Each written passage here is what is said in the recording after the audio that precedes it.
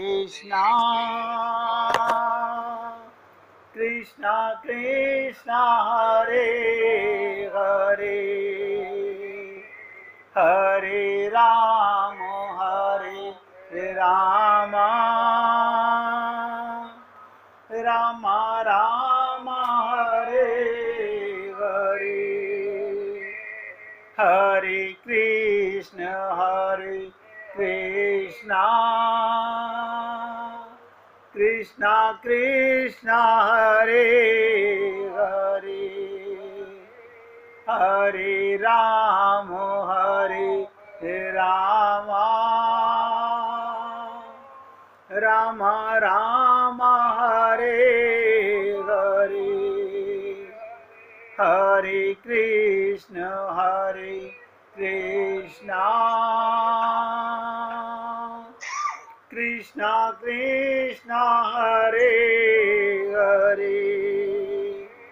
Hare Rama, Hare Rama,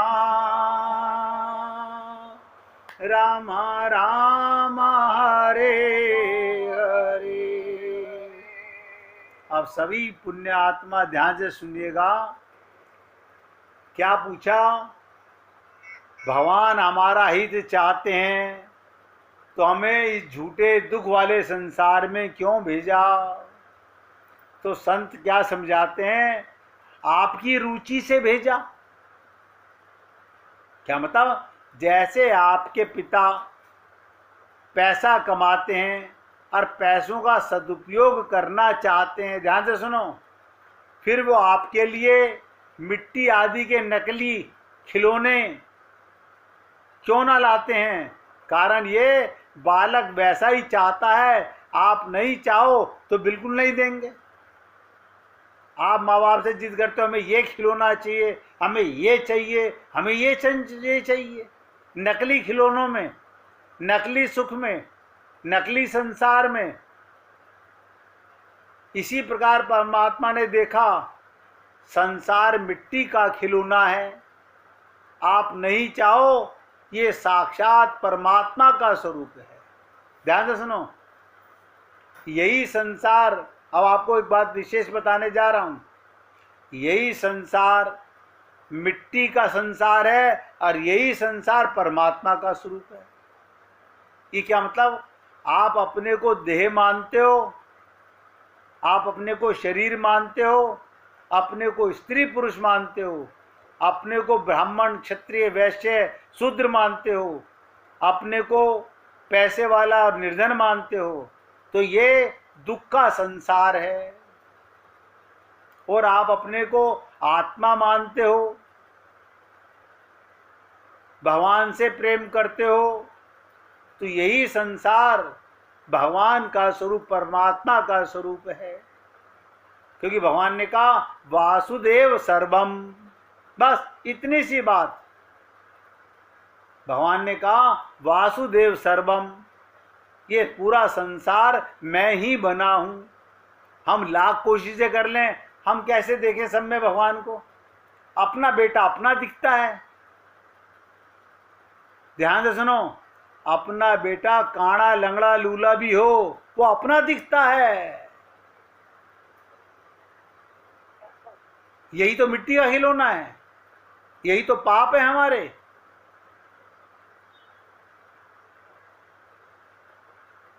गोपियों को सब में परमात्मा नजर आ रहा है, क्योंकि उन्हें आत्मज्ञान हो चुका है। केवल अपनी कामना वासना से संसार दिखता है। अपनी कामना और अपनी वासना से संसार दिखता है, वास्तव में संसार नहीं, ये सब साक्षात परमात्मा है। आपके अभी घूंघट के पट खुले नहीं है हमारे, अभी हम शरीर की आंखों से देखते हैं, मन की आंखों से नहीं देखते। मन शरणागति नहीं हुआ है, ना गुरु की ना भगवान की। तो क्या नजर आएगा? मिट्टी के खिलौने नजर आएंगे।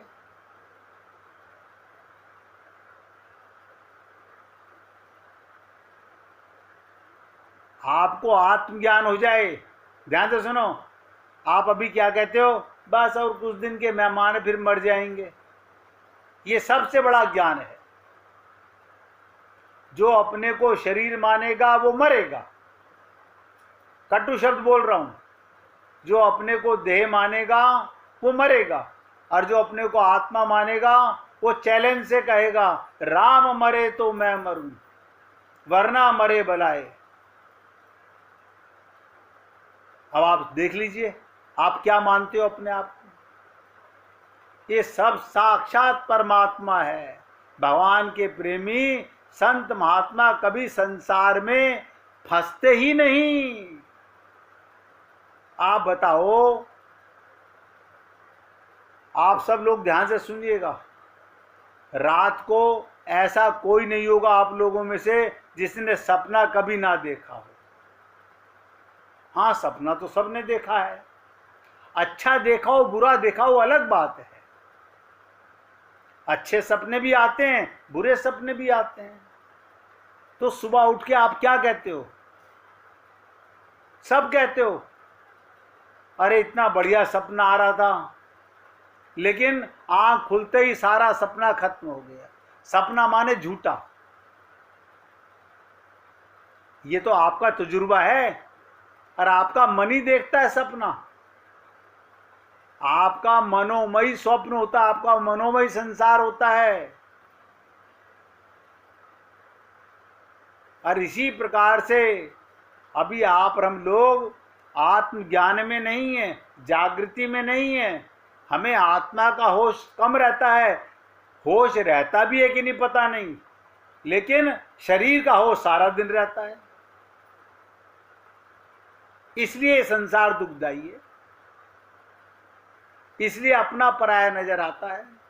अगर आत्मज्ञान हो जाए तो जाही विधि राखे राम, ताही विधि रहियो, सीताराम सीताराम सीताराम कहियो।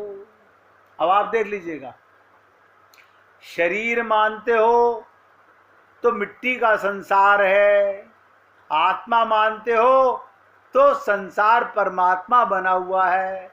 अब इसमें कोई संशय तो नहीं है किसी को पूछने में। गोपियां कहती हैं जित देखूं तित श्याममयी है, उन्हें सब में कृष्ण नजर आ रहा है। अरे बाबा, गोबर में भी।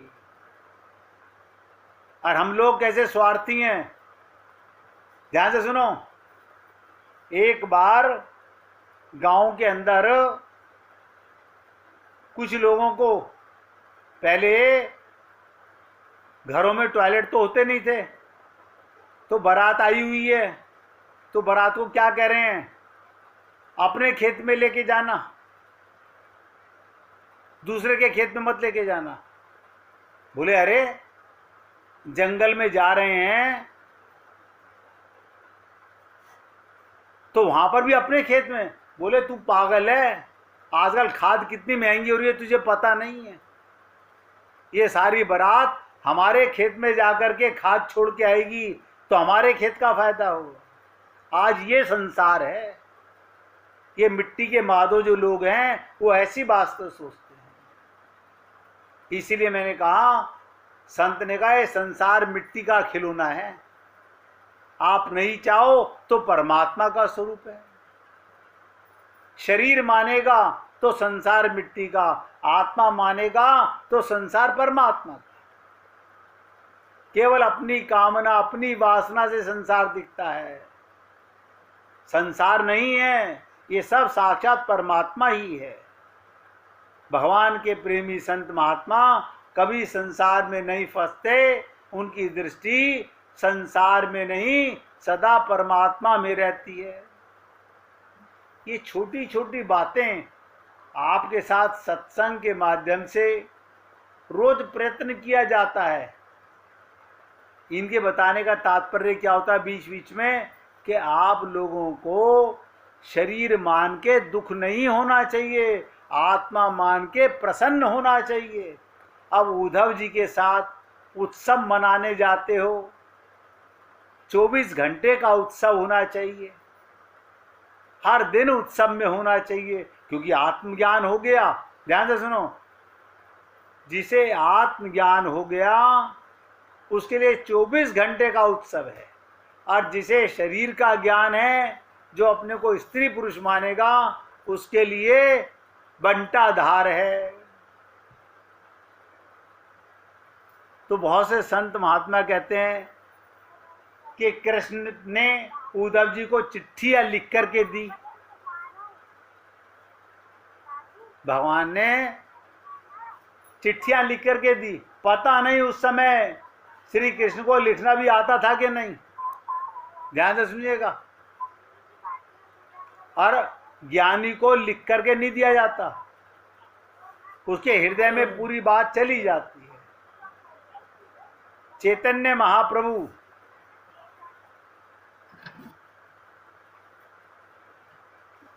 महाप्रभु के संप्रदाय में ऐसा प्रसिद्ध है, ध्यान से सुनो, कि श्री कृष्ण पत्तों पर चिट्ठी लिखकर राधा रानी के पास भेजते थे, और राधा रानी भी उनको अपने महावर से चिट्ठी लिखकर श्री कृष्ण के पास पत्तों पर भेजती थी। किंतु यहाँ तो संदेश का वर्णन है, संदेश दिया जा रहा है। कृष्ण ने उद्धव जी को संदेश दिया, बता दिया कि जाकर गोपियों को, माता पिता को, ग्वालों को, गैयाओं को, आप बताओ, अगर चिट्ठियां दी हैं तो गैया कैसे पढ़ेंगी, मोर कैसे पढ़ेंगे, वहां के लता पुष्प कैसे पढ़ेंगे? भगवान ने तो सबको संदेश दिया है।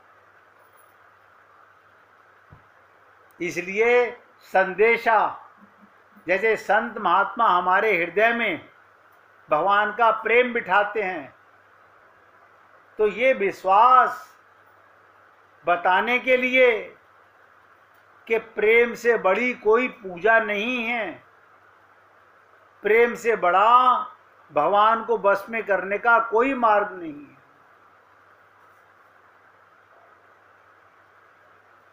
अब देखो, ध्यान से सुनिएगा। अब देखा जाए, संदेश लेकर तो जाएं कैसे वृंदावन में? पैदल जाएं, पैदल जाने में डर है। कभी कभी भगवान के स्मरण का ऐसा आवेश उद्धव जी को आता था, बैठे ही रह जाते थे, ध्यान में बैठ जाते थे। उद्धव जी भी खाने की थाली सामने रखी है, खाना नहीं खा रहे। अब सोचो, अगर खाली पैदल भेज दिया जाए, कहीं भी पेड़ के नीचे बैठ जाएं, तो पहुंचेंगे कैसे? तो रथ में बैठे कृष्ण जिसके लिए इतने व्याकुल हैं, वो काम देर से क्यों करना, जल्दी पहुंच जाएं, इसके लिए रथ पर बैठे। किस पर बैठा? रथ पर बैठा करके भेजा भगवान ने, और ठीक सज धज करके बैठाया। कैसे सज धज करके? अपनी पोशाक दे करके, कृष्ण स्वरूप दे करके भेजा, कृष्ण भाव दे करके भेजा। मैंने आपको बताया ना, एक वो मूर्तियां जो स्थापित होती हैं, एक चलायमान मूर्तियां होती हैं। तो ये रथ पर कौन सी घुमाई जाती हैं? जो उत्सव की मूर्तियां होती है, चलायमान मूर्तियां होती हैं। तो उद्धव कौन है? चलायमान मूर्तियां हैं। और आप सबको ये भी प्रेरणा दी, ये संत महात्मा जो होते हैं संसार में, ये भगवान के उत्सव की मूर्तियां होती हैं।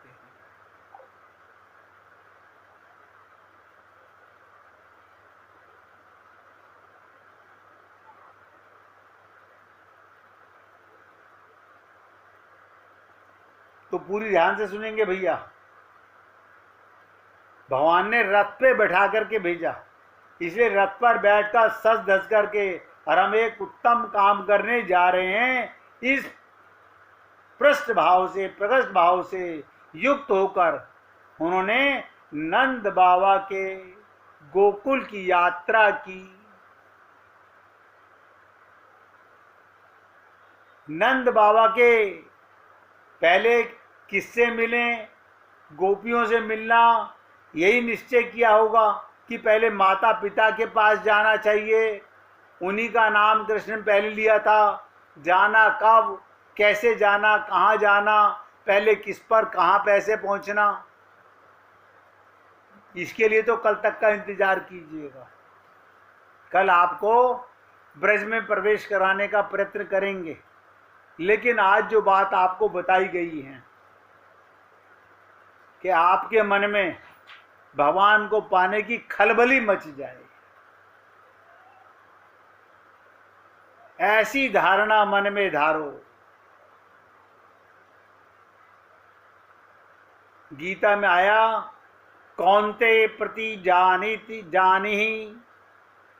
जानी न में भक्ता प्रणश्यति। अर्जुन ध्यान से सुनो, ये गीता का श्लोक बता रहा हूं। अर्जुन, तू ये प्रतिज्ञा कर कि मेरा भक्त कभी भी नष्ट नहीं होता। बताइए, गीता में भी कहा भगवान ने। गीता जी के इस श्लोक का बड़ा विचित्र अर्थ होता है, और ये भी पता लगता है भगवान कितनी चतुराई से अपनी बात कह रहे हैं। प्रति जान ही,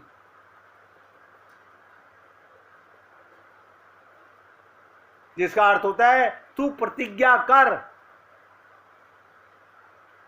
प्रति जान ही का मतलब तू प्रतिज्ञा कर। ये पाणिनीय सूत्र से आदेश हो जाता है। अब प्रश्न ये उठता है, प्रतिज्ञा अर्जुन क्यों करे जबकि बात भगवान स्वयं कह रहे हैं। अतः भक्त की रक्षा करने की प्रतिज्ञा भगवान को ही करनी पड़ती है। भगवान कहते हैं, मैं शपथ लेता हूं मेरे भक्त का पतन नहीं हो सकता। तो हमें क्या करना है? केवल भक्त बनना है, केवल भक्त बनना है। शुद्ध हृदय से भगवान का सत्संग सुनना है, अपने को आत्मा मानना है, तो आपका कल्याण कोई नहीं रोक सकेगा। प्रतिज्ञा अर्जुन क्यों करे? कह तो भगवान रहे हैं, भगवान कह रहे हैं मैं प्रतिज्ञा करता हूं। हमारा कन्हैया बड़ा चतुर है, वो अच्छी तरह से जानता है कब क्या बात कहनी है और करनी है। भगवान के प्रतिज्ञा टूट जाती है, परंतु भक्त की प्रतिज्ञा कभी नहीं टूटती। भगवान अपनी प्रतिज्ञा टाल देते हैं, तोड़ देते हैं भक्त की प्रतिज्ञा के आगे। इसलिए हे पुण्य आत्माओं, मैं तो निवेदन कर सकता हूं, आप भगवान के अंश हो, आत्मा हो, आप भी अपने मन में एक प्रतिज्ञा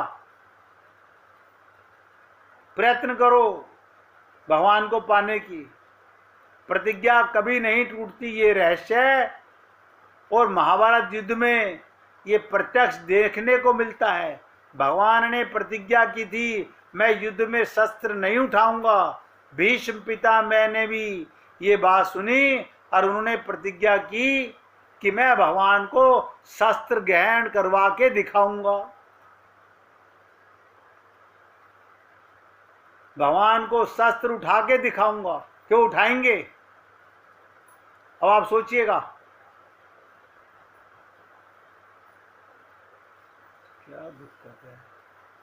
नेट भी हो, सारा नेट का बड़ा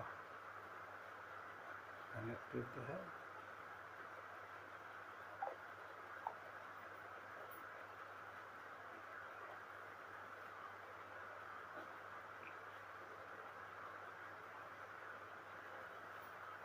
ध्यान से सुनना भैया, भगवान ने अपनी प्रतिज्ञा तोड़ दी।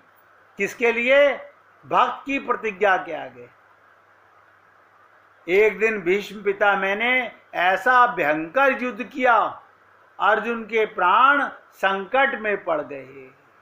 ये देखकर भगवान को क्रोध आ गया और वे रथ का पहिया लेकर भीष्म पितामह को मारने के लिए दौड़े। अपने भक्त भीष्म पितामह की प्रतिज्ञा की रक्षा करने के लिए भगवान ने अपनी प्रतिज्ञा तोड़ दी। इसका मतलब गीता जी के इस श्लोक में भगवान कह रहे हैं, भैया अर्जुन प्रतिज्ञा तू कर ले, क्योंकि मेरी प्रतिज्ञा तो भक्त तोड़ देते हैं। मैं तो भक्तों के आगे झुक जाता हूं, तू प्रतिज्ञा कर ले। किंतु तुम्हारी प्रतिज्ञा कभी नहीं टूटेगी अगर मेरा भक्त प्रतिज्ञा करे। तुम मेरे भक्त हो, इससे मेरे भक्तों की रक्षा हो जाएगी। मैं भी आप लोगों को आज ये आखिरी बात बोल रहा था, कल आपकी सेवा करूंगा कि आप भी ये सोच लीजिएगा, आप अपने जीवन में अब तक नहीं किया, प्रतिज्ञा कर लीजिए कि इस देह में भगवत प्राप्ति ही करनी है। अब सर फूटे या माथा, मैंने तेरी राह पकड़ ली। आप प्यार से गाइएगा। तुम हमारे थे प्रभु जी, तुम हमारे हो, तुम हमारे ही रहोगे। ओ मेरे प्रियतम, हम तुम्हारे थे प्रभु जी, हम तुम्हारे हैं, हम तुम्हारे ही रहेंगे। ओ मेरे प्रियतम, तुम हमारे थे प्रभु जी, तुम हमारे हो, तुम हमारे ही रहोगे। ओ मेरे प्रियतम, हम तुम्हारे थे प्रभु जी, हम तुम्हारे हैं, हम तुम्हारे ही रहेंगे। ओ मेरे प्रियतम, ओ मेरे प्रियतम, ओ मेरे प्रियतम। बोलिए वृंदावन बिहारी लाल की जय। जय जय श्री राधे, जय जय श्री राधे। बोलिए लाल जी का मंगल हो, सभी भक्तों का मंगल हो। सबको राधे राधे भैया, सबको